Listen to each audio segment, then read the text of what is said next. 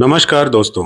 आज हम आपको एक ऐसी कहानी सुनाने जा रहे हैं जो हमें जीवन में हर दुख और संकट से बाहर निकालने का रास्ता दिखाती है। यह कहानी है भगवान विष्णु के सत्य स्वरूप सत्यनारायण की। माना जाता है कि कलयुग में जब लोग दुखों और परेशानियों से व्याकुल होकर भगवान से मुक्ति का मार्ग पूछने लगे, तब स्वयं भगवान विष्णु ने उन्हें एक आसान और सीधा उपाय बताया।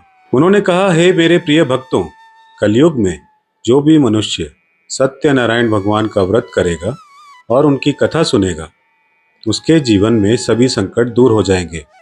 यह व्रत सत्य और धर्म का प्रतीक है और इसे करने वाला कभी भी निराश नहीं होगा। बस तब से सत्यनारायण व्रत की परंपरा शुरू हुई।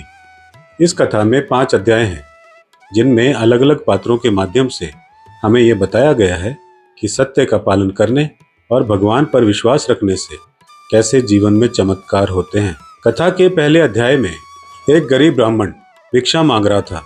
भगवान विष्णु स्वयं एक वृद्ध ब्राह्मण के रूप में उसके पास आए और उसे सत्यनारायण व्रत के बारे में बताया। उन्होंने कहा कि यह व्रत करने से उसकी दरिद्रता दूर हो जाएगी। ब्राह्मण ने वैसा ही किया और कुछ ही समय में वह धनी हो गया। उसने इस व्रत का महत्व जानकर इसे दूसरों को भी बताया। दूसरे अध्याय में एक लकड़हारा अपनी गरीबी से परेशान होकर लकड़ियां बेचने जा रहा था। रास्ते में उसने एक ब्राह्मण को सत्यनारायण की पूजा करते हुए देखा। उसने ब्राह्मण से इस पूजा के बारे में पूछा। ब्राह्मण ने उसे व्रत का महत्व बताया। लकड़हारे ने भी पूरी श्रद्धा से व्रत किया और उसकी भी दरिद्रता दूर हो गई।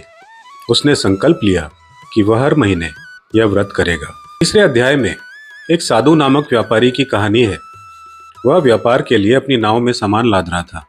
भगवान सत्यनारायण उसके पास आए और पूछा कि उसकी नाव में क्या है। साधु ने घमंड में झूठ बोला कि उसकी नाव में पत्तियां और टहनियां हैं। भगवान के श्राप से उसकी नाव में सच में पत्तियां और टहनियां बदल गई। बाद में जब उसे अपनी गलती का एहसास हुआ तो उसने माफ़ी मांगी और सत्यनारायण भगवान का व्रत करने का संकल्प लिया।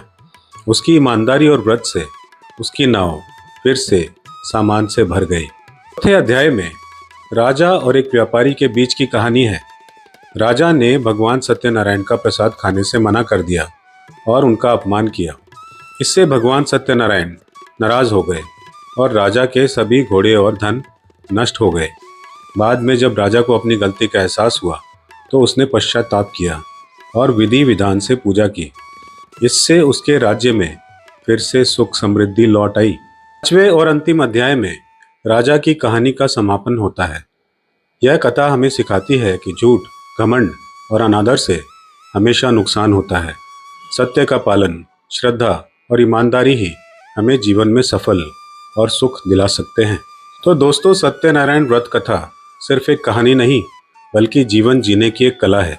ये हमें सिखाती है कि ईश्वर पर विश्वास और सत्य के मार्ग पर चलने से हमारे सभी दुख दूर हो जाते हैं।